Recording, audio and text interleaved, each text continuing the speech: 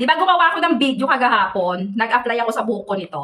Itong nagte-trending na Botox Keratin. Okay, Botox Keratin yung buy one take one, nag-trending to kasi. So ako uto-uto bumili din, tinry ko. Syempre, short hair yung nagda-live selling doon, si Ating Ewan, basta short hair siya. Parang nagandaan ako sa buhok niya. Baka sakaling gumanito rin yung maging katulad din ng buhok niya yung buhok ko. Pero wala be, hindi totoo be.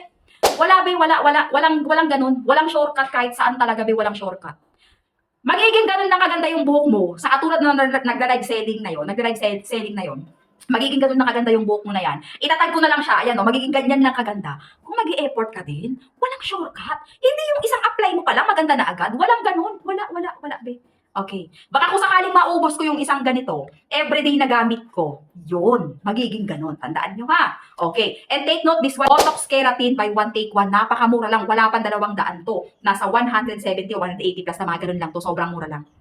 Ubusin mo muna yung isang ganito para maging katulad ka nung nagbebenta yung seller, yung pag ganyan-ganyan, pag ganun-ganon, o ganun-ganon, lagi ng hair niya nagbebenta, magiging ganun yun. Basta ubusin mo muna yan. Pero yung sabihin na instant, walang ganun be. Okay? Wala. Okay, check out mo na pag gusto mo. Pag may stock na. For now, wala pang stock. Wala pa. Ubus pa.